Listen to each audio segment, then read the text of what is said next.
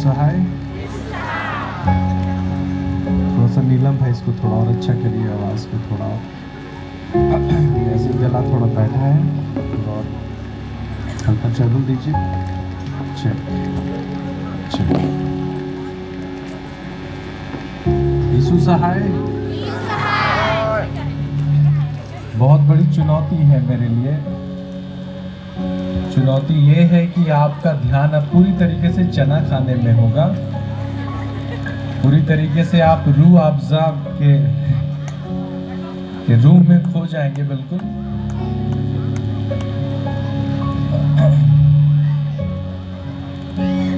चल चल।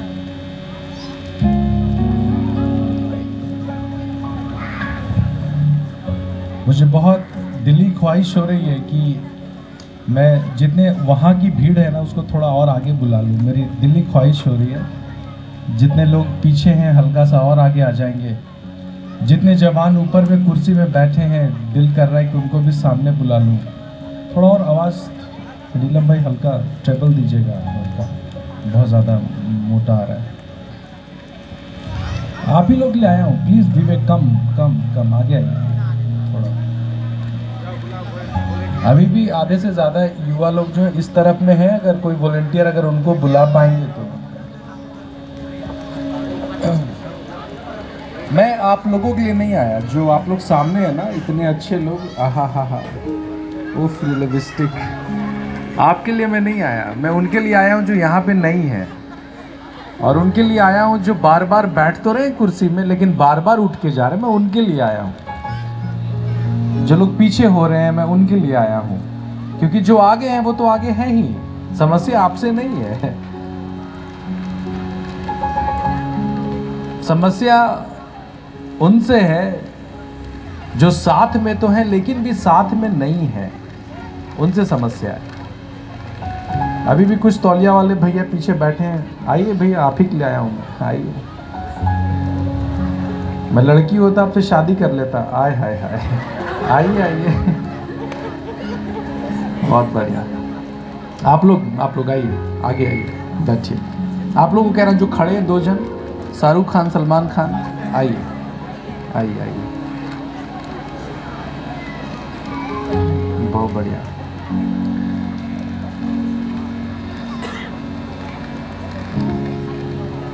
मैं बहुत सराहना करता हूँ सबसे पहले अंबिकापुर पेरिस युवा संघ का इतने सुंदर कार्यक्रम का आयोजन करने के लिए, और भाई मौसम के नेतृत्व को सलाम, उनकी पूरी टीम को मेरी ढेर सारी शुभकामनाएं। एक बहुत सुंदर प्रयास किया गया है गाजा, क्या नाम है, गाजा डालना।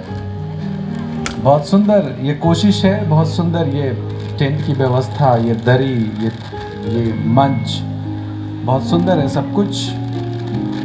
और मुझे बहुत खुशी हो रही है उन सभी लोगों के लिए जो आज आए हैं, लेकिन कुछ ऐसे भी होंगे जो शायद नहीं आ पाए, उनके लिए भी बड़ी संवेदना है मेरी।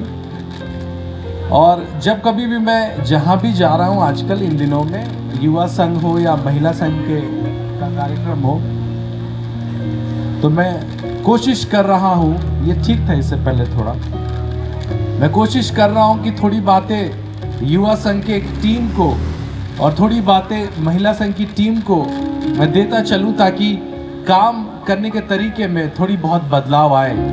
और मैं ऐसा मानता हूँ कि जब काम करने के तरीके से परिणाम में अगर कोई फेरबदल ना हो, अगर आप मेहनत करते जाएं और अगर नतीजा ना मिले, तो मैं ऐसा सोचता हूँ, मेरा ऐसा मानना है कि थोड़े बहुत हमें काम करने के तरीकों को बदलना चाहिए। आप क्या सोचते हैं? सही सोच रहे हैं? ये सब लोग करते हैं, ये कोई नई बात नहीं है। अगर जैसे उदाहरण के तौर पे जितनी मम्मी लोग हैं, पापा लोग हैं, अगर आपका बच्चा किसी स्कूल में अच्छा नहीं कर पा रहा है, उसका रिजल्ट अच्छा नहीं आ रहा है, तो मम्मी पापा क्या करते हैं? उसके स्कूल को बदल देते हैं। यदि आपने अपने बच्चों का ट्यूशन कहीं पे लगाया, वहां पे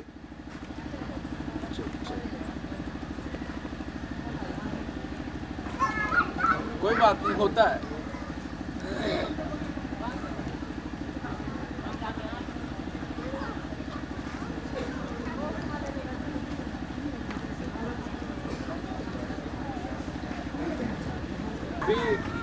जहाँ भी जा रहा हूँ तो माइक वाले के साथ मेरा बड़ा लोचा हो रहा है।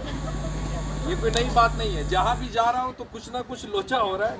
जसपुर में मैं था अभी थोड़े दिन पहले, आपको जान के खुशी होगी, आपको डर भी लगेगा, स्पीकर गिर गया। तो आप लोग बच के रहिएगा, स्पीकर वाले लोग हैं। हाँ check check check check check check. आप मेरे साथ हैं? नीलम भाई आप हैं? Music, thanks. Okay okay. Sound पे इसलिए हम लोग इतनी मेहनत करते हैं, आपको बता दें, अगर आप सोच रहे होंगे कि क्या भैया क्या बार बार नीलम भाई को परेशान कर रहे हैं, तो साउंड पे इसलिए हम लोग इतना जोर देते हैं ना, क्योंकि आवाज ही मध्यस्थ है मेरे और आपके बीच का, है ना। जो बातें मैं आप लोगों को कहना चाहता हूँ वो आवाज है, और वो यदि आपके कान तक स्पष्ट ना जाए, वो आपके दिलों तक ना उतरे, तो आपके दिल को कैसे वो हिलाएगा, आप समझ रहे हैं। और यदि दिल ना हिले तो परिवर्तन बहुत मुश्किल है, क्योंकि पेट के हिलने से कोई परिवर्तन होता नहीं है।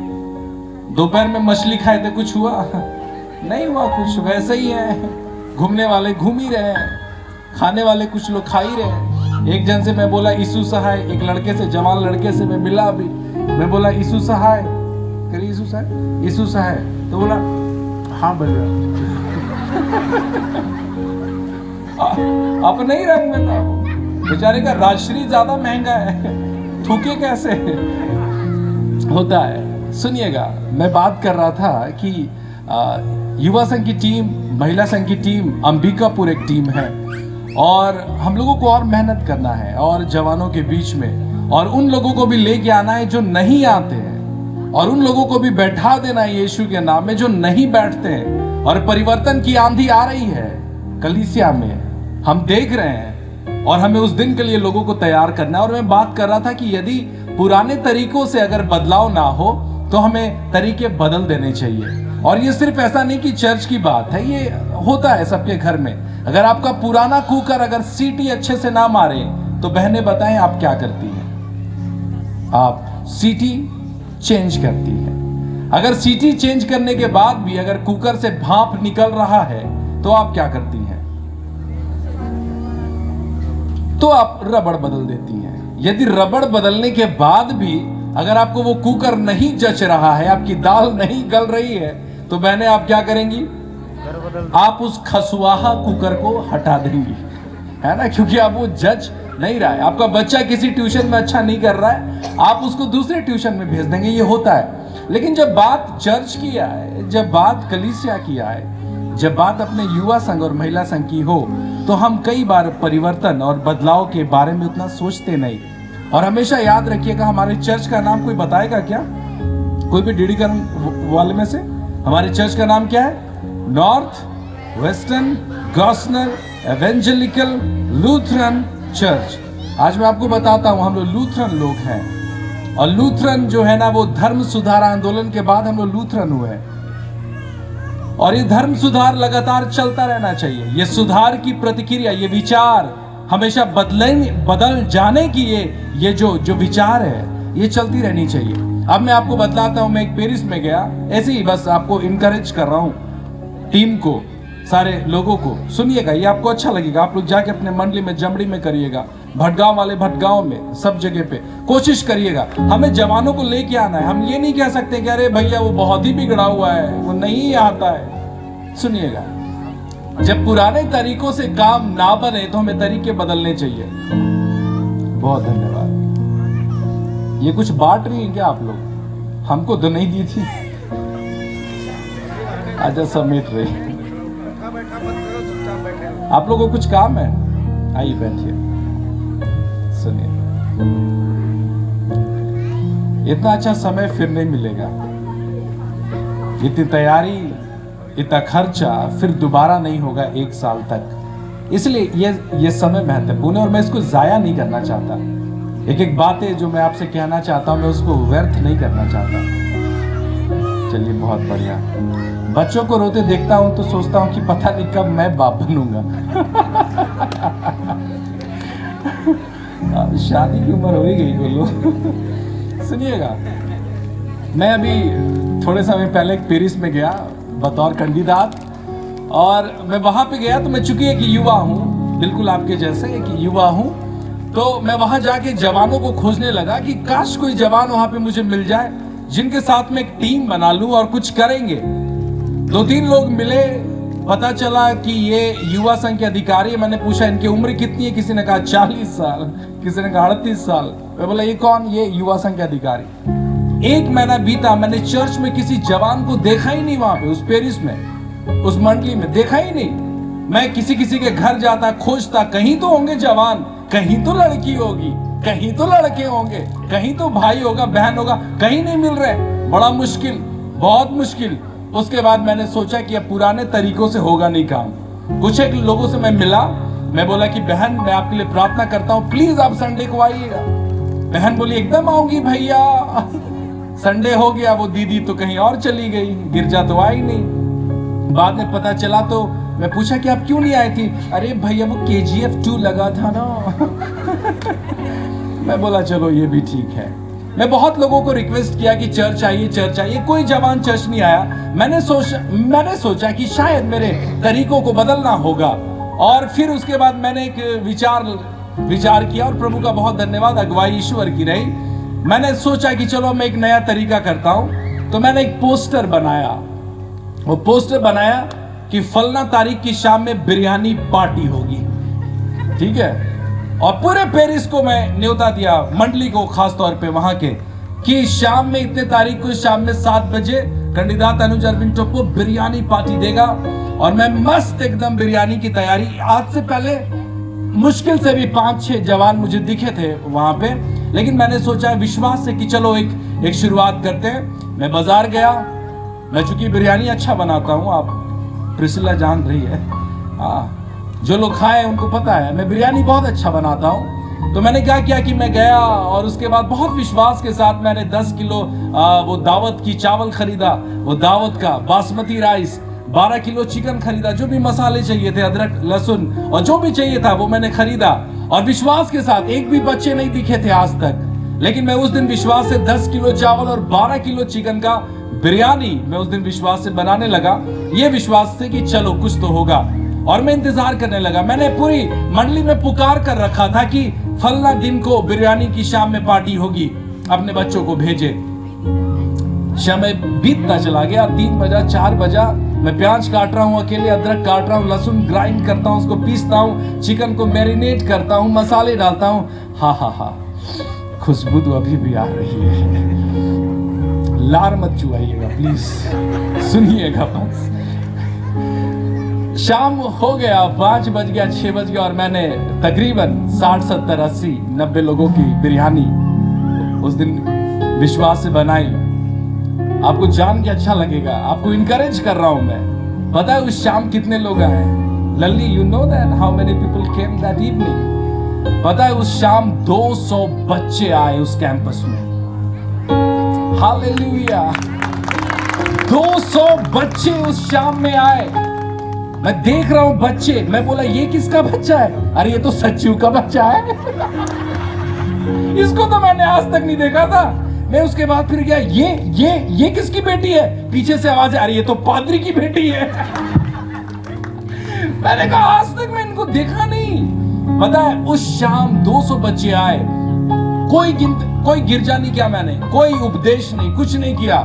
बस एक छोटा सा सबको धन्यवाद दिया, खाने की प्रार्थना करी, सबको बांटा ईश्वर की दया से। वो 10 किलो चावल, 12 किलो चिकन उस दिन सबके लिए बहुत अच्छे से हुआ। और उस दिन से एक नई शुरुआत हुई। और प्रभु का धन्यवाद करता हूं, जहां पे आज सेवा कर रहा हूं, इस साल 76 बच्चों ने दृढ़ीकरण लिया है। जहां पे युवा दिखते नहीं थे, आते नहीं थे, मिलते नहीं थे, जो 2 साल बाद मैट्रिक देंगे वो भी कह रहे कि नहीं भैया हम लोग इसी साल दृढ़ीकरण लेंगे। अरे क्या हो गया? नहीं, बिरयानी मिलेगा। सुनिएगा, हमें अपने तरीकों को बदलने की आवश्यकता है। और मालूम है बदलाव आने वाला है, बदलाव आएगा और परमेश्वर का ये कार्य है। हमें तो सिर्फ आगे बढ़ना है विश्वास से, वो प्रभु करेगा। और मैं बहुत सराहना करता हूं अंबिकापुर पेरिस आप लोगों के सुंदर संगठन के लिए। और बहुत सारे बच्चे को मैं ढेर सारी शुभकामनाएं देता हूं जिन्होंने दृढ़ीकरण लिया। आपको किसी ने पनिशमेंट दिया है? दोनों जन को? अरे बैठिए, आइए, लोटा पानी में थोड़ी आए आप लोग कि खड़े होंगे, कोई आएगी लोटा लेके। बैठिए बैठिए बैठिए। आप खुश हैं? हाँ, प्रभु का बहुत धन्यवाद हो इस मौके के लिए। और हालांकि मेरी बहुत प्रबल इच्छा हो रही है अंदर से कि काश अनुज तुम कुछ गा लो यार, कुछ तो गाओ। 2-3 लोग मुझसे मिले और कह रहे थे कि थोड़ा हवा हवा कर दीजिएगा कंडीदात साहब।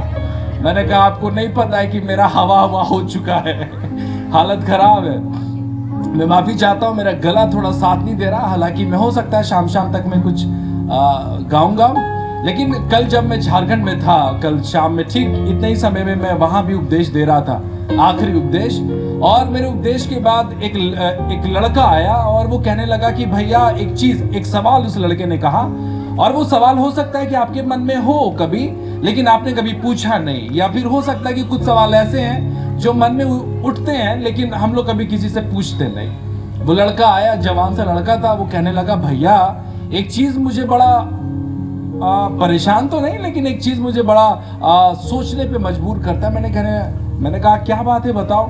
तो वो कहने लगा कि भैया हम लोगों का ये जो कार्यक्रम होता है इसका नाम बाइबल क्लास क्यों रख दिया है? आपने सोचा कभी? नहीं सोचा होगा, क्यों? कोई दिक्कत ही नहीं है। वो लड़का कहने लगा भैया इस कार्यक्रम का नाम आत्मिक जागृति सभा क्यों नहीं रख दिया? आपने इस कार्यक्रम का नाम युवा सम्मेलन क्यों नहीं रख दिया? आपने ये हमारे चर्च ने इस कार्यक्रम का नाम कोई प्रार्थना सभा क्यों नहीं रख दिया? कोई बहुत बड़ा दुआ सभा, कुछ परिवर्तन की सभा और कुछ आनंद महोत्सव, कुछ ऐसा नाम क्यों नहीं रख दिया? हो सकता है कि ये सवाल आपके मन में भी आए। आज मैं आपको बताता हूं, ये बहुत सुंदर संयोग है। इसको कहते हैं बाइबल क्लास। बोलिए मेरे पीछे, बाइबल क्लास। आपको मालूम क्लास में क्या दिया जाता है? बोलिए ना, मारूंगा थोड़ी। शिक्षा दिया जाता है। और मालूम ये शिक्षा बहुत इंपॉर्टेंट है। उपदेश जीवन को बदलता नहीं है। उपदेश, अगर आप सोच रहे हैं कि किसी का कोई उपदेशक आएगा बहुत सामर्थी और पूरा हुलुलुलु करेगा और आपका जीवन बदल जाएगा, हवा चलने लगेगा, पत्ते उड़ेंगे, दुपट्टा उड़ने लगेगा और आप कहेंगे ओ हालेलुया, जीवन बदल जाए, ऐसा नहीं होगा। शिक्षाएं जीवन बदलती है। एक लड़के के बारे में आपको बताऊं, एक लड़का साइकिल चला रहा था और वो गिरता है और उसका दाहिना पैर टूटता है और वो भागता वो डॉक्टर के पास गया और डॉक्टर साहब से कहने लगा डॉक्टर साहब मेरा पैर टूट गया। डॉक्टर ने एक्सरे करा, पता चला हड्डी टूटी है, प्लास्टर किया, दवा दिया, उसको भेज दिया। मात्र 2 दिन बीते थे, 2 दिन। वो लड़का फिर साइकिल चलाते हुए गिरा और अब इसका कौन सा पैर टूटा? बायां, क्योंकि दाहिना तो पहले से टूट चुका है। बायां पैर टूटा। ये फिर भागता हुआ डॉक्टर के पास गया और डॉक्टर से कहने लगा डॉक्टर साहब मेरा ये पैर टूट गया। डॉक्टर ने एक्सरे करा, पता चला कि हड्डी टूटी है। फिर से उसका प्लास्टर हुआ, दवा दिया, उसको भेज दिया। मात्र 2 दिन और बीते। वो लड़का फिर साइकिल चलाते हुए गिरा और इस बार क्या टूटा? इसका एक बार हाथ टूटा है। अब ये फिर से डॉक्टर के पास गया और कहने लगा डॉक्टर साहब हाथ टूट गया। डॉक्टर देखा हाथ टूटा, एक्सरे करता है, पता चलता है हड्डी टूटी है, प्लास्टर किया, उसको दवा दिया, भेज दिया। अब फिर 2 दिन के बाद, कितने दिन के बाद? 2 दिन के बाद, ज्यादा दिन भी नहीं हुआ है, 2 दिन के बाद ये फिर लड़का साइकिल चलाते हुए गिरा और अब इसका क्या टूटा है? क्या बचा है इसके पास? बायां हाथ। अब इसका बायां हाथ टूटा है और ये वैसे ही डॉक्टर के पास जा रहा है। अच्छा ये वाला तो आप लोग जान रहे। वो कैसे जा रहा है डॉक्टर के पास?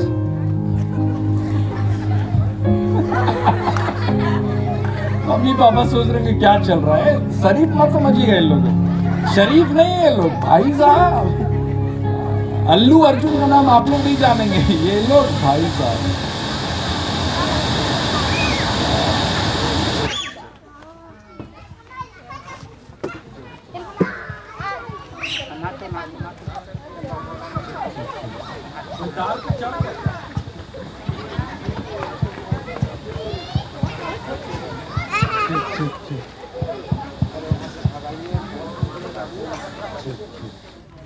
हटो तो तुम लोग। एक बार एक लड़का लड़की की दोस्ती फेसबुक पे हुई, सच्ची घटना है, सुनना तुम लोग। एक लड़के लड़की की दोस्ती फेसबुक पे हुई। लड़की थी चाइना की कहाँ की? चाइना की। लड़का कहाँ का था? इंडिया का था। लेकिन दोनों की दोस्ती हो गई फेसबुक पे, और बड़े मजेदार तरीके से इस लड़के को पता चला कि उसका एक्सीडेंट हो गया है चाइना में। क्या हो गया? एक्सीडेंट हो गया, और वो हॉस्पिटल में एडमिट है वो लड़की। अब ये लड़का जो था वो गया है भारत से चाइना उस लड़की से मिलने, क्योंकि उसका एक्सीडेंट हुआ था। अब ये लड़का भागते हुए गया, खोजते हुए कहीं से खोज के पहुंचा उस हॉस्पिटल में जहां पे वो लड़की एडमिट थी। अब ये लड़का गया है प्यार में, क्योंकि फेसबुक में दोस्ती हुई है। ये गया, उसके पास पूरा पाइप वगैरह लगा हुआ है, ऑक्सीजन का पाइप वगैरह, और पूरा मतलब मामला रोमांटिक है, पूरा प्यार है। ये लड़का गया है, उसके पास खड़ा हुआ है और उससे बात करने की कोशिश कर रहा है। तो वो लड़की बस मात्र 2-3 चीजें कहती है, शूंगा फांक हो। क्या बोलती है? शूंगा फांक हो। और वो लड़की मर जाती है। ये लड़का परेशान कि मरते मरते उस लड़की ने कुछ कहा है, शूंगा फांक हो। अब ये लड़का जो है परेशान, इसको चाइनीज आती नहीं है। अब ये लड़का गया है खोजते हुए कि कोई उसका मतलब बता दो, ये मेरी गर्लफ्रेंड ने आखिरी में कुछ कहा है।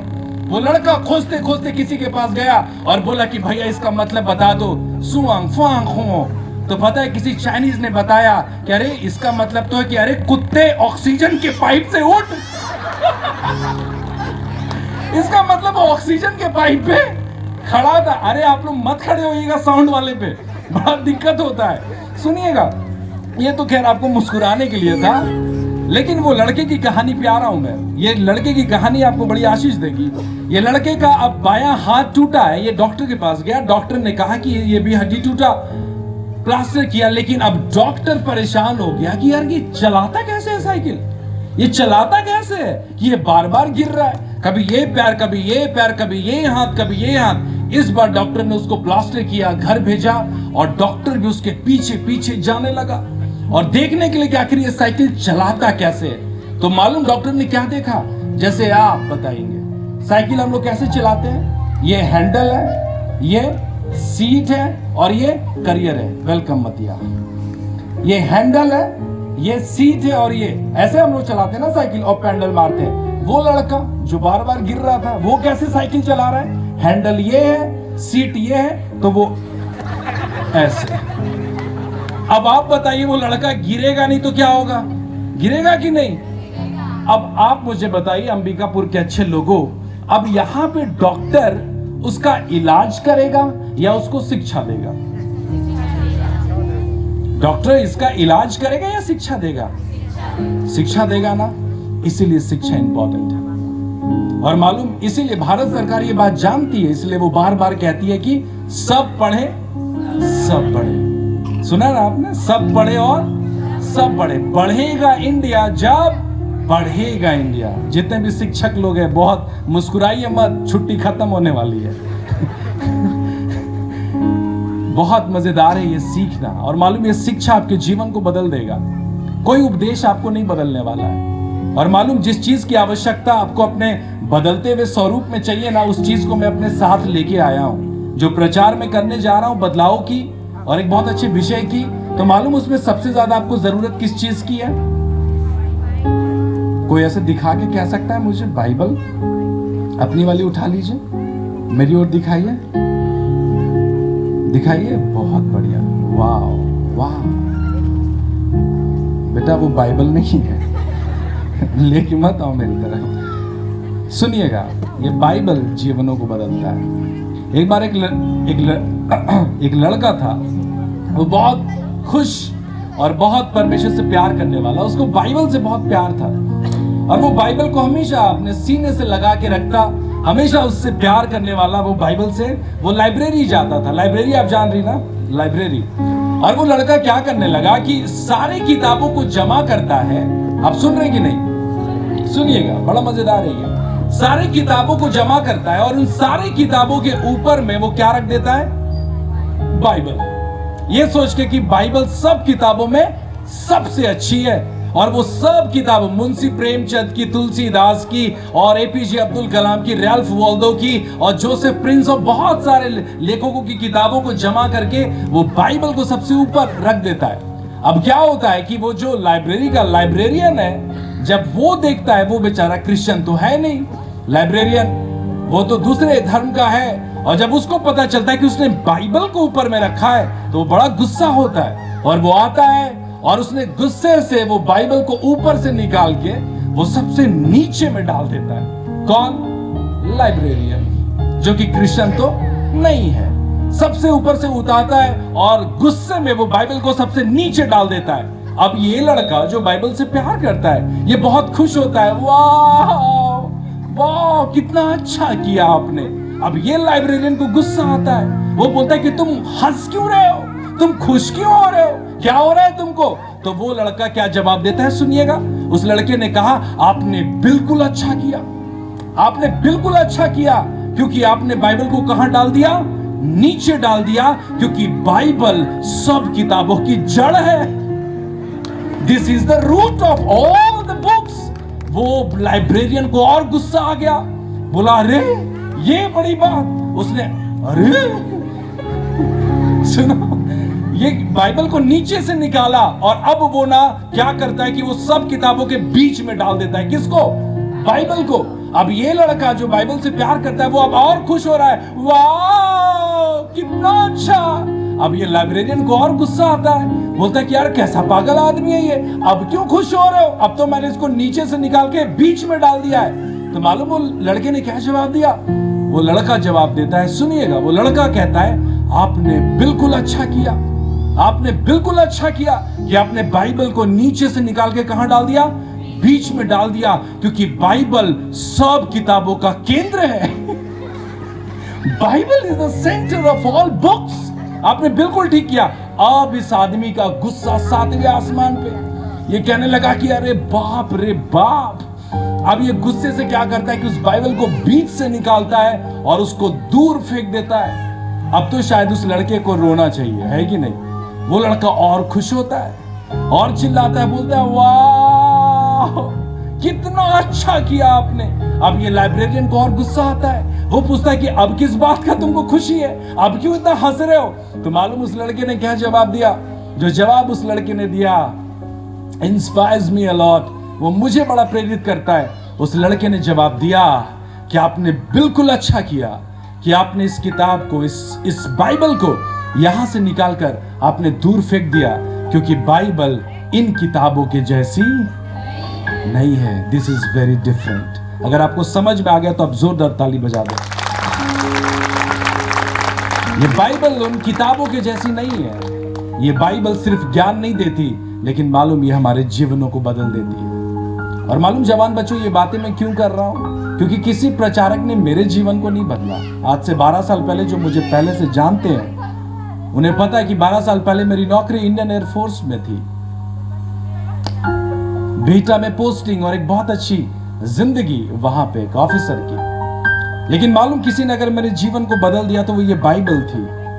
और मालूम इसी के पीछे चलते चलते न जाने आज कितनी दूर आ गया कि आज कभी अफसोस नहीं हुआ इस बात के लिए कि 12 साल पहले का निर्णय मेरा गलत था। हाँ ये सत्य है कि कोई मेरे साथ नहीं था 12 साल पहले। हाँ ये सत्य है कि कोई दोस्त मेरे साथ नहीं था, सब पागल कहते थे। हाँ ये सत्य है कि मेरे परिवार वाले मेरे साथ नहीं थे, मैं छोड़ दिया गया था और मैं एक चर्च में रहता था। मैं पढ़ना चाहता था, पढ़ नहीं पाया, सब कुछ छूट जैसा गया। लेकिन मालूम ये बाइबल की बातें कभी अफसोस नहीं हुआ। और मालूम आज इसी बाइबल के कारण लोग आज मुझे जानते हैं और परमेश्वर की सेवा मैं बड़े आनंद के साथ कर रहा हूं। इसीलिए आप लोगों को कह रहा हूं कि जिन चीजों की आवश्यकता आपको अपने जीवन बदलने की है, वो उपदेश या प्रचार नहीं है, वो बाइबल है। और आज जो मेरा विषय है मैं उस पर आना चाहता हूं। मेरे पास समय बहुत प्रचुर है। बोलिए प्रचुर, थोड़ा चूर से बोलिए प्रचुर। हाँ कितने अच्छे हैं आप लोग, बहुत बढ़िया। निकाले मेरे साथ याकूब 1 और उसका 14 पद। कितने लोग यहां से सारा पानी गए थे? 1 हाथ, 2 हाथ, 3 हाथ, 4, 5, 6, 7, 8, 9, 10, 11, 98, 99, 100। बहुत बढ़िया। निकाले कोई याकूब 1 और उसका 14। अगर मिल जाए तो बोलेगा मिल गया भैया, मिल गया। अरे मिल गया, चलिए बहुत धन्यवाद। कोई एक जन खड़ी हो जाएंगी या फिर खड़ा हो जाएगा और उसको पढ़ने में अगुवाई करे। याकूब 1:14।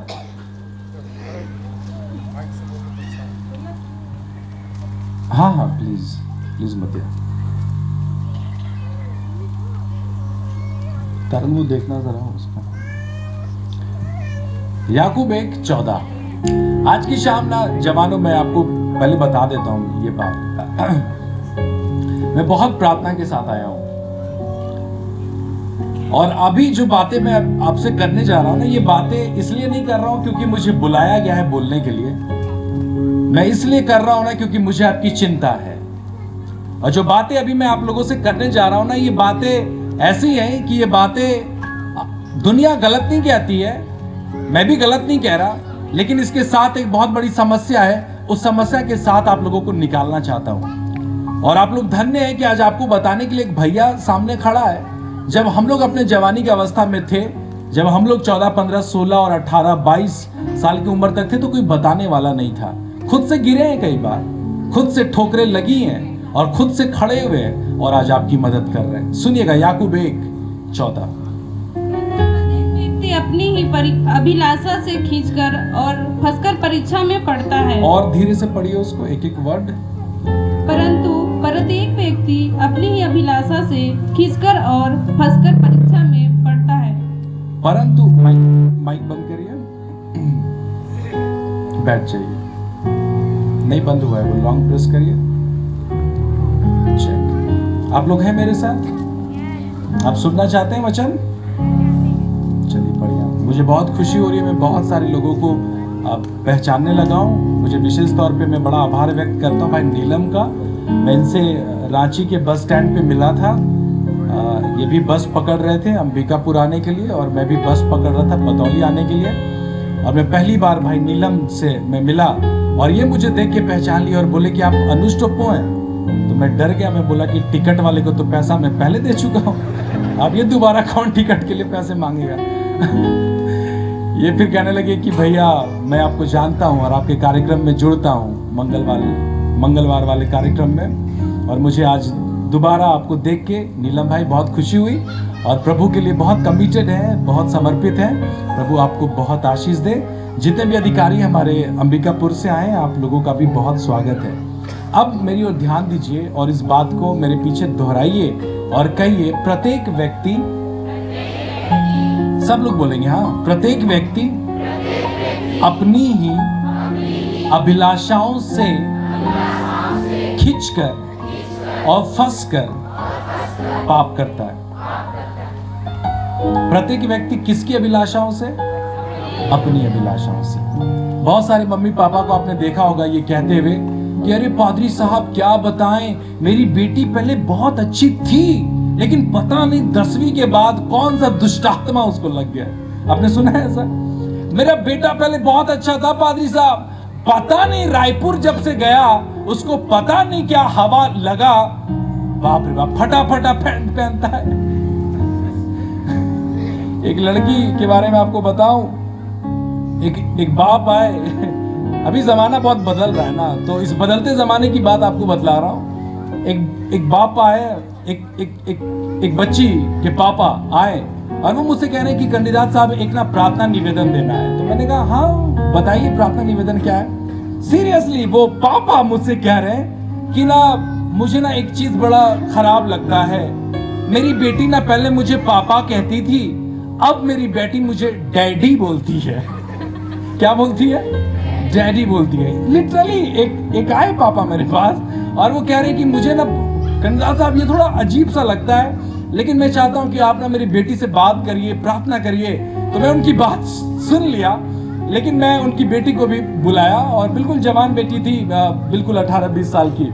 तो मैं उससे पूछने लगा कि आप क्यों अपने पापा को पापा ना बोल के डैडी बोलते हैं? तो पता है वो क्या जवाब दे रही है? वो जवाब दे रही है कि अरे भैया मैं क्या बताऊं, पापा कहने से लिपस्टिक खराब होता है, इसलिए मैं डैडी बोलती हूँ।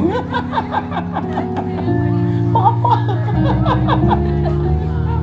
बोल के देखिए। जमाना बदल रहा है, समस्याएं बहुत अलग अलग सी है।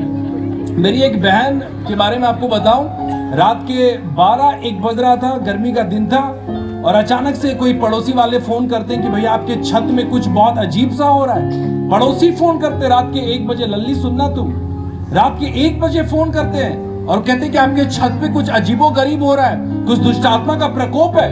हम लोग डर गए, हम लोग सब लोग भागे, छत गए, और छत गए तो क्या देखते हैं कि एक बहन जो है वो पूरा बाल खोल के पूरा ऐसे ऐसे ऐसे ऐसे ऐसे कर रही है। हम लोग गए उसके पास, बोले क्या हो गया? तो बोले अरे भैया रील्स बना रही हूँ। मैं बोला ये क्या दुष्ट आत्मा है, ये नया जमाना है। तो ये हो रहा है अभी के जमाने में। और इसी बदलते स्वरूप में ना एक चीज मैं आप लोगों को बता देना चाहता हूँ, जितने भी मम्मी पापा है ना, आप नहीं समझ सकते कि अभी वर्तमान समय में आपका बच्चा किस प्रकार की चुनौती में है, आप नहीं जानेंगे। जितने मम्मी पापा है, आप 10 बजे रात में सो जाते हैं, 10 बजे के बाद आपको नहीं पता है आपकी बेटी आपका बेटा वो डीपी हटाओ, डीपी लगाओ, डीपी हटाओ, डीपी लगाओ, breakup patchup, you like me love me, message देखेगा कुत्ता कि नहीं देखेगा? समझ रहे हैं? मम्मी पापा को नहीं पता, मम्मी पापा तो सो रहे हैं। पता है सर्वे बता रही है 90% youth are in this time they are very depressed. आपको पता, वो हंस रहे हैं आपके साथ, वो खा रहे हैं आपके साथ, लेकिन मम्मी पापा आपको मालूम नहीं है कि ना जाने कितने बजे रात तक वो जग रहे हैं, और मालूम वो मैसेज का ब्लू टिक ना होना उसके जीवन में क्या इंपैक्ट डाल रहा है, मम्मी पापा को क्या मालूम। और हमारे समाज की ऐसी थोड़ी हमारे समाज में ऐसा थोड़ी है कि हम लोग खुल के प्यार मोहब्बत के बारे में बात करते हैं मम्मी पापा से। करते हैं क्या? नहीं करते हैं। भला कोई ऐसा है यहाँ पे जो 12-13 साल की हो और वो कहे आके घर में, अरे पापा मैं शादी गई थी और वहां पे मैं अपने क्रश को देखी, और पापा बोलेंगे वाह मेरी बेटी आ एक थप्पड़ खा। ऐसा होता नहीं है। और पता है समस्या क्या है? समस्या ये है कि हम पुरोहितों की, कैंडिदातों की, प्रचारकों की, हमारा इमेज ऐसा नहीं है कि जवान बच्चे आकर अपनी परेशानी हम लोगों से शेयर करें। इसलिए मैं कहता हूं कि जो बातें छिपकर होती हैं वो बातें गलत होती हैं। फिर से बोलूंगा, जो बातें छिपकर होती हैं वो बातें गलत होती हैं। और मालूम ये जो चीजें हैं ना, इसके बारे में अच्छी ट्रेनिंग ना होने के कारण, इस मैटर के बारे में अच्छे से जानकारी ना होने के कारण, मालूम बहुत सारे यूथ, उनको पता नहीं है क्या करना चाहिए और क्या नहीं करना चाहिए। चलिए मेरे पीछे बोलिए, जिस विषय पे मैं आज आप लोगों से बात करने जा रहा हूं उस विषय का नाम है प्यार। बोलिए, थोड़ा प्यार से बोलिए, प्यार, लव। सब लोग बोलिए, लव, मोहब्बत, इश्क। ओहो हो, ये थोड़ा ज्यादा रोमांटिक हो गया। मतलब प्यार, लव, मोहब्बत तक तो ठीक चल रहा था, इश्क में थोड़ा ज्यादा ये लगता है। जवान बच्चों आज सुनना, और मैं हमेशा इस बात को अपने चर्च के अधिकारियों से और जहां भी जाता हूं कहता हूं कि जब समस्या, सुनिएगा, जब समस्या भीतरी हो तो बाहर मरहम लगाने से फायदा, आप समझ रहे हैं? जब समस्या भीतरी हो तो बाहर मरहम लगाने से फायदा नहीं है। और अब समय आ गया है कि अब इस विषय पे खुल के बात की जा सके। आप जिसको प्यार समझ रही है ना, समझ रहे हैं ना, मालूम इसकी दिक्कत क्या है? अब आप कहेंगे भैया प्यार करना गलत है क्या? मैं तो नहीं कह रहा प्यार करना गलत है या सही है, लेकिन आपको ये संदेश सुनना चाहिए। अब जैसे उदाहरण के तौर पे आप बिल्कुल इस चीज से अवेयर नहीं है जो चीज होने वाली है। सुनिएगा, आप बिल्कुल भी अवेयर नहीं है क्या कुछ होने वाला है। चल सुनिए, चल आप लोग सुनेंगे, आप सुनेंगी, सुनिएगा, और थोड़ा ठीक करिए।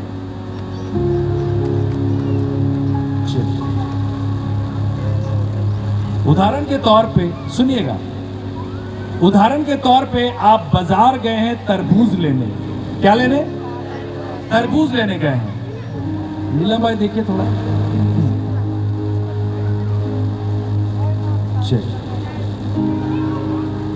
सुनिए,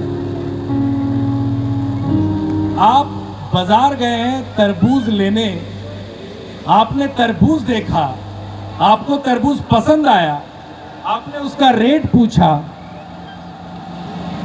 एक मिनट, ठीक हो रहा है, चेक चेक हो रहा है, ठीक हो रहा है, होता है समस्या। आप सुन रहे हैं? सुनिए, मैं माफी चाहता हूं, गर्मी बहुत है, मैं जान रहा हूं। मैं भी सुबह नहा धो के आया था। वो तो बात की बात है कि पसीने से सब धुल गया, ना फेयर बचा ना लवली, क्या बचा? खसुआ, है ना। कोई बात नहीं, सुनिएगा। आप बाजार गए हैं, आपको मालूम नहीं आपके साथ क्या होने वाला है। सुनिएगा, आप जिसको प्यार समझ रहे हैं ना, और इसको गलत नहीं कह रहे हैं, ये गलत है भी नहीं, लेकिन सुनिएगा कि जो समस्या आने वाली है उस समस्या के बारे में आपको पता नहीं है। जवान बच्चों, 12 साल, 13 साल, 14 साल, 18, 20, 22, 25 साल, आपको पता नहीं है क्या कुछ होने वाला है। आप बाजार गए हैं, आपको तरबूज पसंद आया है, आपने तरबूज का रेट पूछा, उसने आपको बताया 60 रुपए किलो है, और आपने वो तरबूज खरीद लिया। आप जब उसको लेकर घर आए, तो आप जब उसको काटते हैं तो उसके अंदर क्या मिलता है? बीज मिलता है कि नहीं? बीज। क्या आपने बीज खरीदा था? नहीं ना। आप बाजार गए, आपको आम पसंद आया, आपने आम के दाम दिए, आपने आम को पूछा कितने रुपए, उसने बताया 60 रुपए किलो। आपने कहा कि चलिए ठीक है, अब आप बताइए कि गुठली कैसे रुपए किलो है? आपने पूछा ऐसा? नहीं। आपने आम खरीदा, लेकिन ऑटोमेटिक आम के साथ क्या मिला है? गुठली मिला है। आपने वो तरबूज खरीदा, आपको नहीं मालूम था, आपने सिर्फ तरबूज खरीदा है, लेकिन तरबूज के अंदर क्या मिला है? बीज मिला है। मालूम, प्यार के साथ जो सबसे बड़ी समस्या आज के समय में है वो ये है कि इसके साथ आपको एक और चीज परोसी जा रही है जो गलत है, जिससे आपको बचना है। मैं बेंगलोर में था, बाइबल कॉलेज में, और मैं नीचे वाला बेड और उसके ऊपर वाला, आप जानना, डबल डेकर बेड, नीचे में भी एक बेड होता है, उसके ऊपर में भी एक बेड होता है। अब अचानक से क्या हुआ कि रात के 1:30-2 बजे मुझे आवाज आ रही है चू चू चू चू चू चू करके। अब मैं डर गया। मैं बेंगलोर में हूँ, बाइबल कॉलेज में, एक डॉर्मेट्री है, 60, 70, 80 लोग हैं उसमें। मैं नीचे वाले बेड पे, ऊपर वाले बेड पे दूसरा महाराष्ट्र का लड़का, और वो रात के 1:30-2 बजे आवाज आ रहा है चू चू चू चू चू। मैं उठा, मैं बोला हाय रे, ये कैसा परीक्षा है प्रभु। मैं थोड़ा देर बैठा, मैं डर गया। मैं बोला कि दुष्टात्मा का अटैक हुआ है। मैं बड़ा आत्मिक हुआ करता था उस समय, सब चीजों को बड़ा स्पिरिचुअली ले लेता था। अब रात में आवाज आ रही है 1:30 बजे। मैं थोड़ी देर अपने बिस्तर पे बैठा हूं और मैं सोचने की कोशिश कर रहा हूं कि क्या कुछ हो रहा है। तो मालूम, ऊपर वाले बेड से आवाज क्या आ रही है? ऊपर वाले बेड से क्या आवाज आ रही है? वो फोन पे है और कह रहा है कि बाबू एक तो पप्पी दो ना, बाबू एक पप्पी दो ना। मैं बोला हट रे दुष्ट आत्मा, ये कौन सा दुष्ट आत्मा है? अब आप बताइए, जो आदमी फोन पे पप्पी मांग रहा है, जब वो सामने मिलेगा तो वो बाबा रामदेव पप्पी लेगा कि नहीं? बताइए, लेगा कि नहीं? लेगा। आपने तो तरबूज खरीदा है, बीज तो अपने आप आ रही है। आपको नहीं मालूम है बहनों क्या कुछ होने जा रहा है आपके साथ। लड़कों, आपको नहीं पता है क्या कुछ होने जा रहा है। मालूम, अभी थोड़े दिनों पहले हैदराबाद में मेरे एक दोस्त है, हम लोग साथ में पढ़े, अभी वहां पे वो जॉब करती है। उसका फोन आया, मैं सोचता हूँ 4-5 महीने पहले, वहां पे जॉब करती थी, और वो बताने लगी कि मैं उससे पूछा कि कैसे हो तुम और कैसा है तुम्हारा वो उसका एक दोस्त था, वो लोग साथ में एक फ्लैट में रहते थे। वो कहने लगी कि अब वो मूव ऑन कर गया। मूव ऑन का मतलब कि वो आगे बढ़ गया। और मैं उससे पूछने लगा कि क्या हुआ, क्या कारण है? वो लोग बहुत साल से साथ में थे, सुनिएगा ध्यान से। और वो कहने लगी कि वो मूव ऑन वो कर गया। उसके बाद मैं उसकी कहानी आप लोग को बता रहा हूं। ये लोग दोनों हैदराबाद गए, दोनों दोस्त थे, बिल्कुल अच्छे दोस्त, और ये लोग दोनों रांची के थे और वहां पे जॉब करते थे, एक प्राइवेट कंपनी में, आईटी कंपनी में एक साथ उनकी जॉब लगी। दोनों दोस्त थे और दोस्ती के बल पे उन लोगों ने एक एग्रीमेंट किया कि चलो हम लोग एक साथ रहेंगे। एक फ्लैट ले लिया 2 BHK का, मतलब 2 बेडरूम का। अब दोस्ती थी। लड़के ने कहा कि मैं अलग बिस्तर में, अलग रूम में रहूंगा, लड़की ने कहा मैं अलग में रहूंगी, हम लोग साथ में नहीं रहेंगे। उनका अलग अलग बेड था, दोनों साथ में अलग अलग रहते थे। कुछ महीना बीता, फिर उनके बीच में ये बात हुई कि यार हम लोग दोस्त तो हैं, फिर 2 अलग अलग कमरे में क्यों रहते हैं? चलो हम लोग एक कमरे में रहेंगे। अब बात वहां पे जब आई एक कमरे में रहेंगे, तो लड़की ने कहा कि हाँ ठीक है एक कमरे में रहेंगे, लेकिन तुम्हारा मैट्रेस अलग, मेरा मैट्रेस अलग, तुम्हारा बिस्तर अलग और मेरा बिस्तर अलग। दोस्ती है। बोला बहुत बढ़िया, दोनों अलग अलग रह रहे हैं एक रूम में। उसके बाद फिर वो कहने लगे कि जब हम लोग इतने समय से एक साथ रहते हैं तो फिर बीच में ये दूरी क्यों, हम लोग दोनों एक मैट्रेस को सटा देते हैं। उसने दोनों ने अपने गद्दे को सटा लिया, लेकिन फिर भी बीच में दूरी है, तकिए की दूरी, तकिया है क्योंकि दोस्त है। उसके बाद फिर कुछ समय बीता, उन लोगों ने कहा कि अब हमारे बीच में इस तकिए की क्या जरूरत, उस तकिए को हटा दिया। अभी भी ये लोग दोनों दो अलग अलग मैट्रेस पे हैं। कुछ दिन और बीता, अब आप समझ गए होंगे कि अब ये दो गद्दा, कितना गद्दा हो गया, एक गद्दा हो गया एक साथ। और मालूम लगातार 6 साल ये लोग मियां बीबी के जैसे रहे। 6 साल लिव इन रिलेशनशिप, सब कुछ एक्सचेंज हुआ, सब कुछ लेना देना हुआ। और अभी जब मेरी बात उससे आखिरी बार हुई तो वो कह रही थी कि वो छोड़कर चला गया, वो आगे चला गया ये बोलकर कि मैं उसके करियर में फिट नहीं खाती हूं। तो मैंने उससे कहा कि अब तुम क्या करोगी, शादी करोगी, किसी और के साथ आगे बढ़ोगी, सोचोगी? ये मैं उससे पूछ रहा हूं फोन पे। तो मालूम उस लड़की ने क्या जवाब दिया? सुनिएगा उस लड़की ने क्या जवाब दिया। उस लड़की ने जवाब दिया कि मेरे पास जो भी था वो मैंने उसको दे दिया। वो मेरे साथ आज नहीं है, लेकिन मेरे पास कुछ भी नहीं बचा जो मैं अपने पति को दे सकूं। कुछ नहीं बचा। अगर वर्जिनिटी नहीं बची तो फिर क्या बचा? अफसोस की बात, कोई इस पे बात नहीं करता है। मेरी बहनों सुनो, लड़के ने फोन नंबर मांगा, तुमने दे दिया। और इन सारे सीन में जो कुछ भी बातें हो रही हैं, इस सारे सीन में हमें लगता है कि गलती सिर्फ लड़कों की है। लड़का खराब था, उसने घुमाया, उसने फिराया, उसने सब कुछ किया, वो ले गया, सब कुछ ले गया। मैं तो उससे प्यार करती थी, मैं तो भावनाओं में आ गई थी, वो तो सब मैं तो अच्छे से की। लेकिन हमें लगता है कि नहीं, गलती लड़कों की है। सुनना बहनों, लड़के ने फोन नंबर मांगा, तुमने फोन नंबर दे दिया। लड़के ने वीडियो कॉल करना चाहा और तुमने वीडियो कॉल उठा लिया। लड़के ने दुपट्टा हटाने की बात करी और तुमने दुपट्टा हटा दिया। लड़के ने फिर तुम्हें पार्क ले जाने की बात करी और तुमने हंसते हंसते उसकी बात मान भी ली। उसने तुम्हारे सर को अपने गोद पे रखा, तुम्हारी तारीफ करी और तुमने हंसते हंसते उसकी बातें सुन ली। फिर उसने तुम्हें होटल ले जाने की बात करी और बहनों तुमने एक आध 2 बार मना किया, लेकिन फिर तुम मान गई।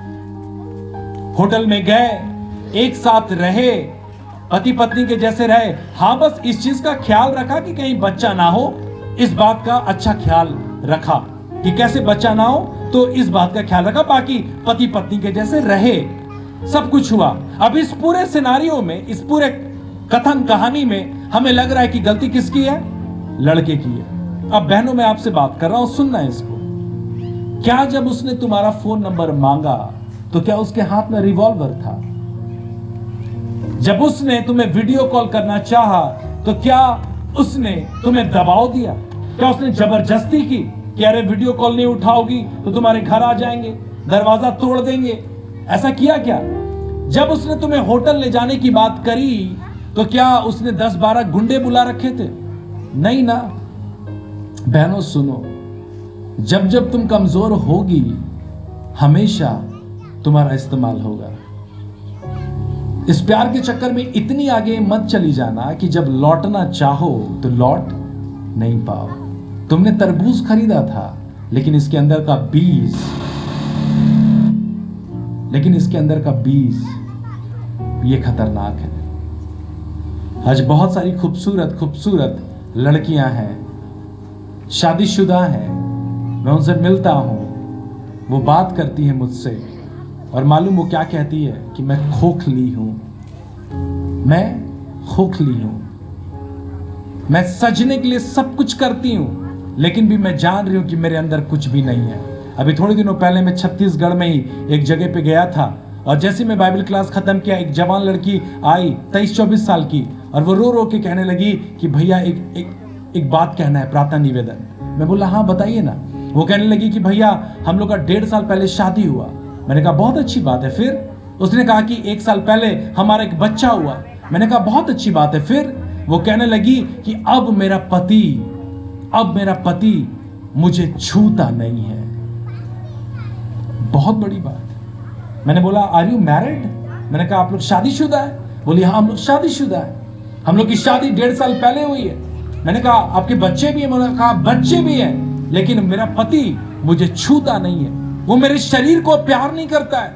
मैं समझने लगा कि नहीं, मामला कुछ और जटिल है। मैं उससे पूछने लगा कि क्या बात है, बताइए। आपको मालूम, वो कहने लगी कि वो मेरे शरीर को देखना नहीं चाहता है। और जब कभी भी लड़कियां जब कंसीव करती हैं, जब वो गर्भवती होती हैं, तो अमूमन उनके शरीर में बहुत सारे बदलाव आते हैं। वो मोटी हो जाती हैं और थोड़ा बहुत बेली का फेट बढ़ जाता है और थोड़ा बहुत शरीर उनका डिसबैलेंस दिखने लगता है। और उनका सर्जरीन हुआ था, एक सर्जरी करके पेट फाड़कर बच्चा निकाला गया था। और अब उसके पति को वो शरीर अब अच्छा नहीं लगता है और ना जाने कितने दिन हो गए उसने मुझे छुआ नहीं है। मैंने कहा कि बात सिर्फ इतनी नहीं हो सकती कि वो अब आपको पसंद नहीं करता, बात कुछ और होगी। तो मालूम उस लड़की ने और क्या बताया? वो कहने लगी कि भैया हम लोग 16 साल की उम्र से हम लोग लगातार एक दूसरे के संपर्क में थे। मेरे मम्मी पापा ड्यूटी करने के लिए ऑफिस जाते थे और वो घर आता था। कितने साल की उम्र से? 16 साल की उम्र से। मम्मी पापा शाम में आते थे और हम लोग लगातार एक सेक्सुअली एक्टिव लाइफ में रहे। शादी तो हमारी 1.5 साल पहले हुई है, लेकिन इससे पहले भी हम लोग लगातार संपर्क में थे। अब आप बताइए, अब उसका पति उसको कैसे प्यार करेगा? क्योंकि सब चीजें तो शादी से पहले हो चुकी है। आप जिसको प्यार समझ रही है ना, इस प्यार में सबसे पहले आपको अपने आप को बचाना है और इसके बारे में कोई नहीं सोच रहा है। मैं इस कहानी को शायद इस सच्ची घटना को मैंने शायद सरा पानी में भी बतलाया है। आज आप लोगों को भी बतलाता हूं, सुनिएगा।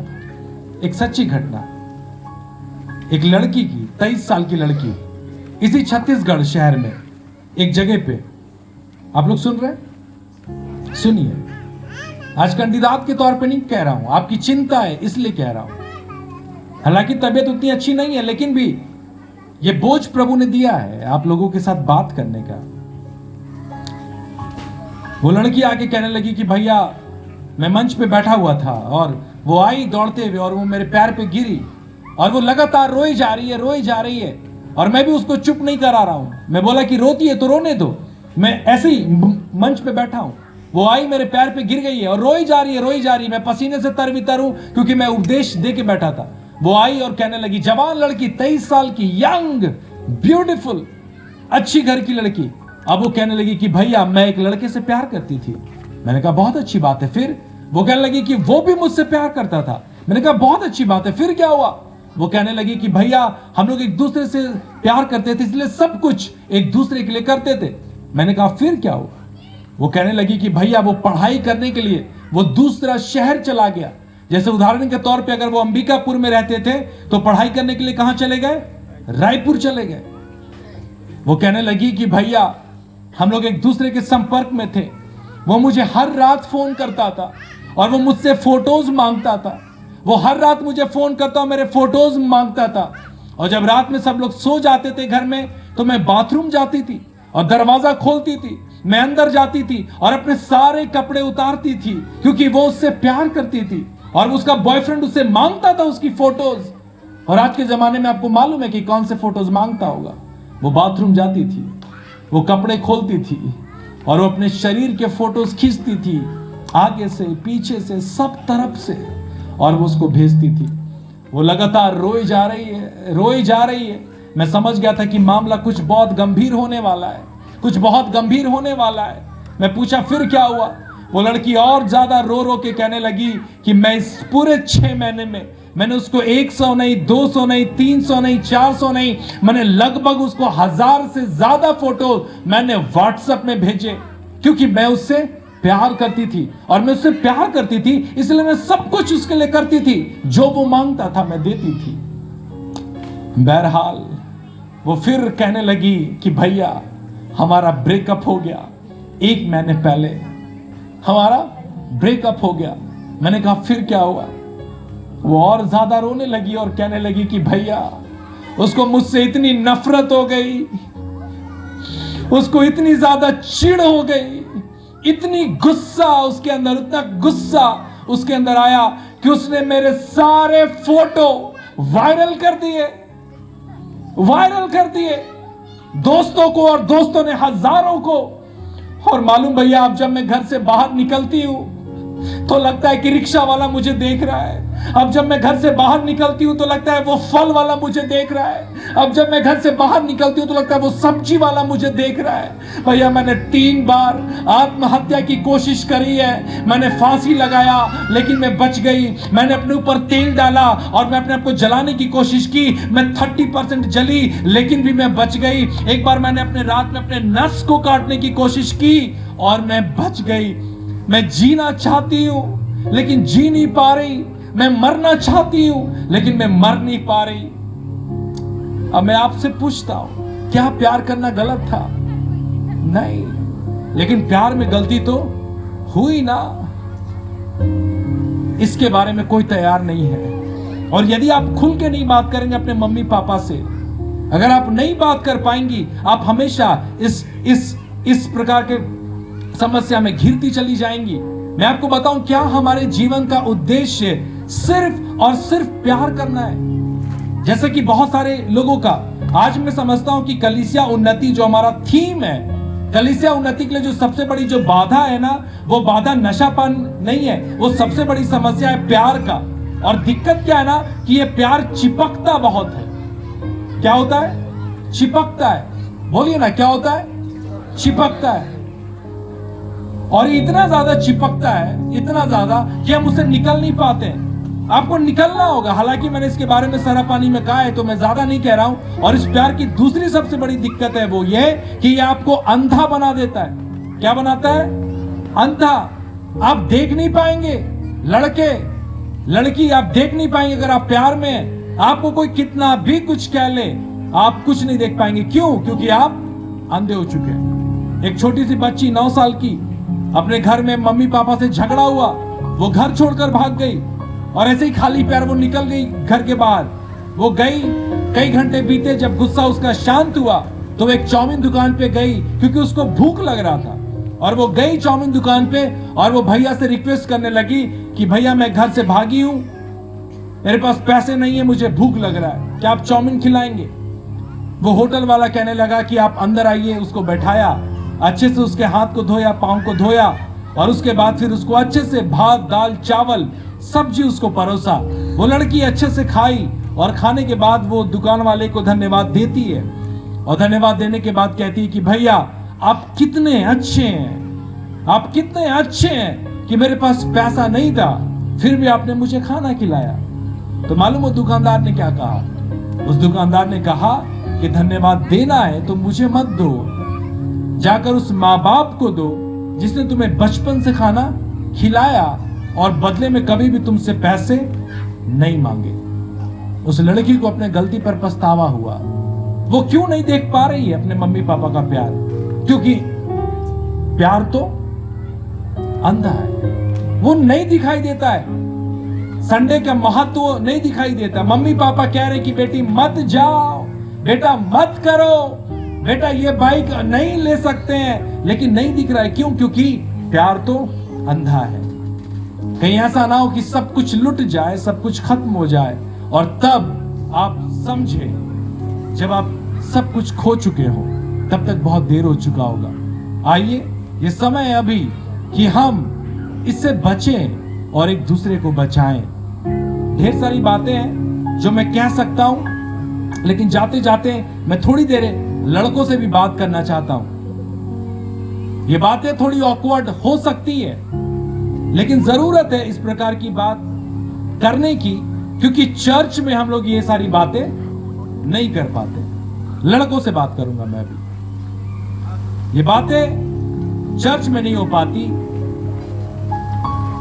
लड़के हैं यहाँ पे, सुन रहे हैं? सुनेंगे आप लोग? ऐसा नहीं कि आप ये करते होंगे, मैं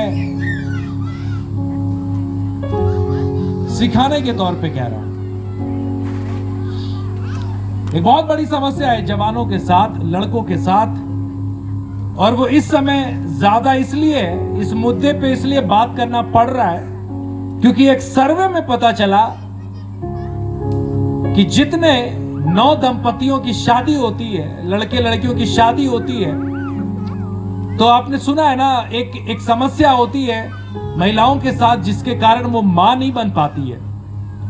और हमेशा समाज ऐसे लोगों के साथ थोड़ा अच्छा रवैया नहीं करता है। लेकिन वर्तमान समय में मालूम एक सर्वे कह रहा है कि यदि किसी मियां बीबी के अगर बच्चे नहीं हो रहे हैं तो मालूम सर्वे कह रहा है कि 40% का कारण पुरुषों के कारण है। सुनिएगा, अभी तक तो हमें लगता था कि शायद महिलाओं के कारण था, ये महिलाएं कंसीव नहीं कर पाती हैं, वो दिक्कत क्रिएट कर रही हैं। लेकिन सर्वे कह रहा है 2022 का, वो क्या कह रहा है कि 40% कारण अगर पति पत्नी के जीवन में अगर ऐसा है तो वो शायद ये है कि शायद लड़कों का इसमें कंट्रीब्यूशन है। अब सुनिएगा और समझिएगा, एक बहुत बड़ी समस्या जो आपको समस्या नहीं लग रही है, it's a matter of pleasure. ये आपके मजे की बात हो सकती है और वो बात है हस्त मैथुन। कोई बात नहीं करता लेकिन समस्या है ये, और इसलिए आज ये बातें कर रहा हूं क्योंकि शादीशुदा जिंदगियां अफेक्टेड हो रही हैं। सुनिएगा, इसके दिक्कतें हैं लड़के, हस्त मैथुन की दिक्कतें मैं आपको बता रहा हूं। सबसे पहली दिक्कत कि आपके चेहरे की रौनक खत्म हो जाएगी, आपके चेहरे पे ग्लो नहीं रहेगा। आप कितना भी फेयर एंड लवली लगा ले, हमेशा आप मुरझाए हुए दिखेंगे, हमेशा आपके चेहरे पे रौनक नहीं दिखेगी, खुशी नहीं दिखाई देगी। दूसरी जो सबसे बड़ी दिक्कत है वो ये कि आप फोकस नहीं कर पाएंगे। फोकस, कोई भी काम दिया जाएगा आप कर नहीं पाएंगे क्योंकि आप फोकस खो बैठे हैं, फोकस खो बैठे हैं। आप पढ़ाई नहीं कर पाएंगे, आप किसी चीज की तैयारी नहीं कर पाएंगे, आपके जीवन में डिसिप्लिन नहीं रहेगा। आप कभी 9 बजे उठेंगे, कभी आप 12 बजे, कभी आप रात के 4-4 बजे तक जागेंगे। आप डिसिप्लिन नहीं रहेगा। क्यों? क्योंकि वो सारी एनर्जी आप लूज कर रहे हैं सिर्फ उस मजे के लिए जो प्राकृतिक ने एक सही समय के लिए बनाई थी। एक और समस्या है उसके साथ, आप हमेशा गिल्ट में रहेंगे, हमेशा गिल्ट में। एक अफसोस आपको लगा रहेगा वो करने के बाद, और मालूम वो अफसोस आपको कभी भी सामने आने नहीं देगा, वो गिल्ट आपको कभी भी आगे आने नहीं देगा। आप हमेशा एक हीन भावना से ग्रसित रहेंगे, आप हमेशा अपने आप को पीछे रखेंगे और आत्मिकता के क्षेत्र में भी वो आपको पीछे रखेगा। और ऐसे लोगों की आवश्यकता समाज में नहीं है जो गिल्ट से भरे हो, आपको निकलना होगा उससे बाहर। और जो सबसे बड़ी जो और एक समस्या है उसके कारण वो ये कि आपका स्पर्म काउंटिंग कम होगा। इसके बारे में तो आपने कभी सुना भी नहीं होगा। प्राकृतिक ने एक संख्या निर्धारित की है पुरुषों में, अगर अत्यधिक अगर वो होने लगे तो उसकी काउंटिंग कम होगी और उसका जो प्रभाव पड़ेगा वो पड़ेगा आपके शादीशुदा जिंदगी में। आज पता है आपको, बहुत सारे मैरिड लोगों का जो लाइफ है वो बहुत चिंताजनक है। तलाक के मामले बढ़ने लगे हैं हमारे समाज में। आपको मालूम उसका कारण क्या है? उसका कारण बहुत कुछ है।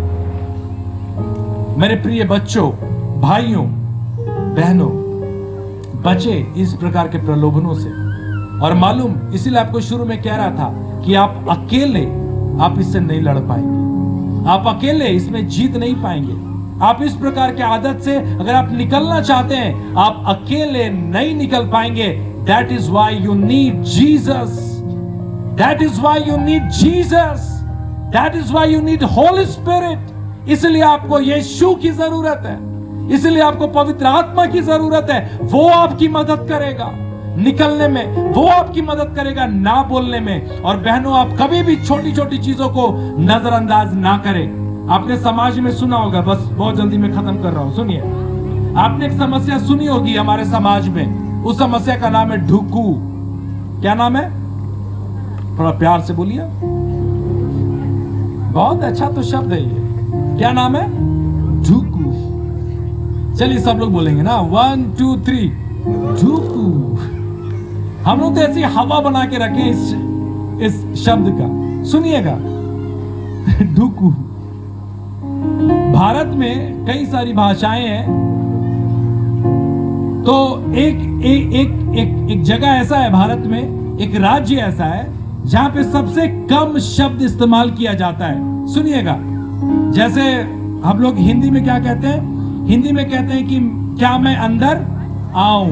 हिंदी में क्या कहते हैं? क्या मैं अंदर आऊं। इंग्लिश में क्या कहते हैं उसी को? मे आई कम इन। इंग्लिश में कहते हैं मे आई कम इन। हिंदी में क्या कह रहे हैं? क्या मैं अंदर आऊं। और इंग्लिश में क्या कह रहे हैं? मे आई कम इन। और भारत में एक ऐसा राज्य है बिहार, जहां पे इसको और छोटा कहते हैं। वहां पे मालूम क्या कहते हैं? हिंदी में कहते हैं क्या मैं अंदर आऊं, इंग्लिश में कहते हैं मे आई कम इन, और बिहार में कहते हैं ढूकू। ढूकू का मतलब क्या है? कि क्या मैं अंदर, सबसे शॉर्ट ढूकू। समझिएगा, ढूकू की समस्या इतनी बड़ी नहीं थी जितनी बड़ी समस्या अभी हो गई है। उसका कारण क्या है? उसका कारण है नजरअंदाज करना। हमें कब पता चलता है समस्या? हमें कब पता चलता है ढुकू? जब लड़की गर्भवती होती है, तभी पता चलता है ना। उससे पहले तो हमें नहीं लगता कि ये कुछ गड़बड़ हुई है।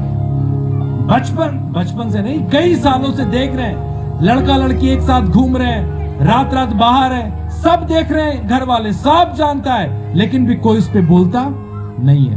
बोलता तब है जब शादी के पहले लड़की गर्भवती हो जाए, और उसके बाद हम बोलते हैं अब तो जेल में जाना पड़ेगा, जेल की रोटी खाना पड़ेगा, मौसम पाई 100 रुपए की घड़ी चुराई। इसको मैं और आप रोक सकते हैं, अपने आप को रोककर। लड़कियां ना बोलना सीखे, लड़के संयम करना सीखे, और सब चीजों का मजा ना उसके सही समय पर है। शादी का इंतजार करें। मैं हमेशा से कहता हूं कि ये फीलिंग्स आना बहुत कॉमन है। ये बाबू, सोना, जादू, टोना, ये जो फीलिंग्स है ना, ये कॉमन है, ये आएगा। और मैं कल ही भावनों में कह रहा था, सुनिएगा, एक अच्छी सलाह दे रहा हूं लड़कियों आपको। जब लड़की जब दोस्त बनती है ना, जब लड़की जब दोस्त बनती है ना, तो वो मजबूत होती है। सुनिएगा, जब 2 लड़कियां या 3 लड़कियां या 4 लड़कियां जब आपस में दोस्ती करती है ना, तो वो मजबूत होती है। वो लड़कियां मजबूत होती हैं क्योंकि वो अपना कॉलेज का फॉर्म खुद से भरती है। उसको भी मन कर रहा है उपदेश देना। जब लड़कियां जब दोस्त होती है ना, तो उन्हें किसी भी वो मोटरसाइकिल वाले लड़के की जरूरत नहीं है। आप समझ रही है ना? जब लड़कियां जब दोस्त होती है ना, वो छोटा से छोटा काम भी वो खुद से करती हैं, साथ में मिलके करती हैं, और ऐसी लड़कियां मजबूत होती हैं। और जो दूसरी तरीके की है, जो बॉयफ्रेंड के आश्रय में है या किसी दोस्त के आश्रय में है कि बाबू कॉलेज छोड़ दो ना, वो हमेशा कमजोर रहती है। उसके छोटे छोटे काम के लिए उसको चाहिए बाबू, सोना, जादू, टोना। बाबू कौन वाली कुर्ती पहनूं, लाल वाली, हरी वाली? अरे ये भी तुम फैसला नहीं कर सकती। उसको हर चीज में बाबू टेम्पू से जाऊं कि बस से जाऊं, तुम आओगे लेने की आज के बाद से खत्म। आप समझ रहे हैं? लड़कियों कोशिश करिए, लड़के दोस्त बनाइए। और एक चीज और बोल के मैं खत्म कर रहा हूं, सुनिएगा, समय खत्म हो गया। एक समस्या आपने सुना है ना कि हमारे समाज के लोग जो है वो दूसरे तरफ शादी कर लेते हैं। सुना है ना आपने? किसी को नहीं मिला तो वो दूसरे इंटरकास्ट के लोगों से शादी कर लिए। तो दिक्कत ये नहीं है कि हमारे समाज में लड़के कम हैं, दिक्कत ये नहीं है कि हमारे समाज में लड़कियां कम हैं। दिक्कत क्या है आप बताएंगे कोई? ऐसा नहीं कि जो लोग दूसरे धर्म में शादी कर रहे हैं, उधर भाग रहे हैं, उधर जा रहे हैं, तो ऐसा नहीं कि हमारे समाज में लड़के नहीं है, लड़कियां नहीं है, हैं। बस दिक्कत ये है कि समय से पहले वो कहीं और भिड़ जा रहे हैं, है कि नहीं? मतलब सही समय तक इंतजार करें तो उनके लिए व्यवस्था है, होगा। वो तो पहले ही कहीं पे टांका और भिड़ जा रहा है। बचिए। आपको नहीं मालूम, बहुत सारी समस्याएं इससे खड़ी होंगी। कई सारी बातें हैं बहनों, भाइयों, जो मैं इस विषय में आप लोगों से कह सकता हूं, लेकिन मैं आप लोगों से आग्रह करता हूं कि बचिए, अपने शरीर से प्यार करिए, वैल्यू करिए और सही समय का इंतजार करिए, तब जाके आपकी शादी परमेश्वर के सामने और पूरी मंडली के सामने पवित्र ठहरेगी। सरों को झुकाएं, आंखों को बंद करें। मैं आपके लिए प्रार्थना करने जा रहा हूं। मैं आपके लिए प्रार्थना करने जा रहा हूं। नीलम भाई, और आज की शाम एक कॉल देना जा रहा हूं। अगर कोई एक जन भी अगर इस भीड़ में ऐसा है जो आज की शाम कहे कि परमेश्वर में सब चीजों से कहीं ज्यादा प्रभु मैं आपकी सेवा के लिए अपने जीवन को देता हूं, देती हूं, तो आज की शाम ऐसे लोगों को मैं चाहता हूं कि आप अपने जगह पे खड़े हो जाएं, बिना किसी शर्म के, बिना किसी इस विचार के कि कौन क्या सोचेगा। यदि आप अपने जीवन से प्रभु की महिमा करना चाहते हैं, आप जीतना चाहते हैं, आप आगे बढ़ना चाहते हैं, अपने जगह पे खड़े हो जाए। मैं आपके लिए प्रार्थना करना चाहता हूं। कोई फर्क नहीं पड़ता कि कौन क्या सोचता है, क्या सोचेगा, लेकिन आज की शाम में आपको विश्वास दिलाना चाहता हूं कि यदि कोई एक जन भी ऐसा होगा जो कहे कि हां परमेश्वर मैं आपके लिए जीना चाहता हूं, जीना चाहती हूं, परमेश्वर आपके जीवन को बदल देगा। जैसे उसने मेरे जीवन को बदला है, वो आपको 100 गुना बदलेगा, और जब वो बदलेगा पूरी दुनिया आपको देखेगी। बहुत धन्यवाद सिस्टर, गॉड ब्लेस। बिना शर्माए कोई अपनी जगह पे खड़ा होना चाहता है, मैं आपके लिए प्रार्थना करूंगा और मालूम परमेश्वर आज की शाम आपको आशीष देगा। धन्यवाद प्रभु, धन्यवाद यीशु। हमेशा याद रखें, जब अभी नहीं तो कभी नहीं। बदलाव का ये समय है, निर्णय लेने का ये समय है। धन्यवाद यीशु, धन्यवाद परमेश्वर, धन्यवाद परमेश्वर। मैं प्रार्थना करता हूं परमेश्वर उन सभी लोगों के लिए जो परमेश्वर अपने जीवन के एक ऐसे मुकाम पे हैं प्रभु, जहां पे वो आपके लिए जीना तो चाहते हैं प्रभु, लेकिन बहुत सारी चीजें प्रभु, पढ़ाई की चिंता, परिवार का टेंशन, दोस्तों की संगति, पारिवारिक क्लेश प्रभु ने रोकता है। ऐसी बातों में परमेश्वर में प्रार्थना करता हूं प्रभु कि तू अपने बच्चों को छू ले। जितने लोग प्रभु इस समय विश्वास के साथ खड़े हुए हैं, परमेश्वर तूने छू ले और परमेश्वर तूने बदल दे यीशु के नाम में। जितने भी लोग खड़े हुए हैं, मैं परमेश्वर से प्रार्थना करता हूं परमेश्वर के ऐसे लोगों को छू ले और परमेश्वर उनके जीवन को बदल दे। और आज की शाम जितने लोग खड़े हैं, मैं आपको विश्वास से बताना चाहता हूं कि परमेश्वर आज की शाम आपके साथ हो रहा है और वो आपकी चीजों को बदल रहा है। आप नहीं कर सकते, इसलिए आपको यीशु की जरूरत है, और आज की शाम यीशु आपके साथ हो लेना चाहता है। आपके इसी अंगीकार पे, आपके इसी विश्वास पे, आपके इसी स्वीकार पे जब आप खड़े हैं, परमेश्वर आपकी मदद करने के लिए तैयार है। अब आप कमजोर नहीं है, अब आप दुर्बल नहीं है, लेकिन परमेश्वर आपके साथ है। और जिस भी प्रार्थना निवेदन के साथ आप आज खड़े हैं, यीशु उस प्रार्थना निवेदन को जानता है।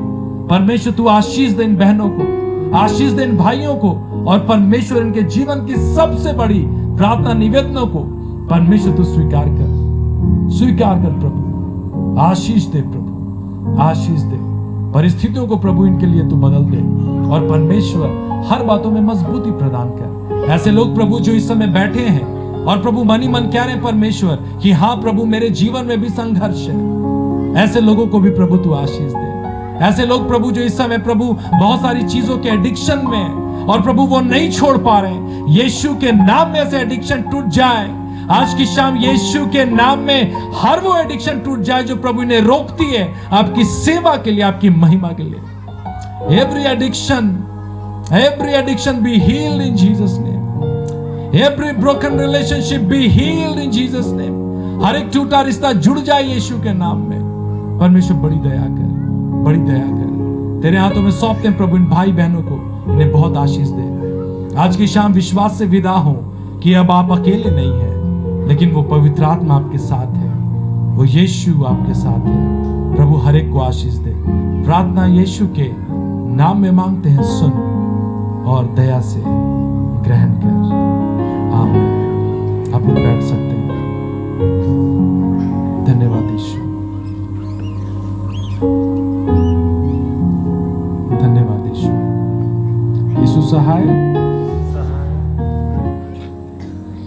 समय यहीं पे ख़त्म हुआ। यदि आप में से कोई ऐसा है भाई या बहन जो मेरे साथ संपर्क में रहना चाहते हैं, तो मुझे खुशी होगी आप लोगों के साथ संपर्क में रहने के लिए, और मैं हमेशा वेलकम करता हूं मुझसे बात करने के लिए। और बहुत सारे लोगों के साथ मैं सीधे संपर्क में जुड़ा हुआ फ़ोन के माध्यम से। अगर आप भी मेरे से जुड़े रहना चाहते हैं तो मैं हमेशा आप लोगों के लिए उपलब्ध हूँ। और अब जब भी आप कोई भी बात आप मुझसे करना चाहेंगे, प्रार्थना के लिए, काउंसलिंग के लिए, कोई भी बात शेयर करना चाहेंगे, समझ में नहीं आ रहा है क्या करें क्या नहीं करें, मैं हमेशा आप लोगों के लिए उपलब्ध हूँ। अगर आप इंस्टाग्राम चलाते हैं, आप चलाते हैं इंस्टाग्राम, चलाते होंगे आप, इंस्टाग्राम पे आप मुझे सर्च कर सकते हैं अनुज टोप्पो, ANUJ अनुज TOPPO टोप्पो, और आप मुझे वहां पे संपर्क कर सकते हैं। मैं आपको गारंटी दे रहा हूं, आप जब भी मुझसे बात करेंगे मैं हमेशा आपके मैसेज का रिप्लाई करूंगा। और मैं बहुत सारे लोगों से अपने चर्च के उसी के माध्यम से जुड़ा हुआ हूं और उनसे बात करता हूं। प्रभु आप लोगों को बहुत आशीष दे। सुंदर समय और आमंत्रण देने के लिए आप सभी लोगों का बहुत धन्यवाद। 1 2 3 यीशु साहब।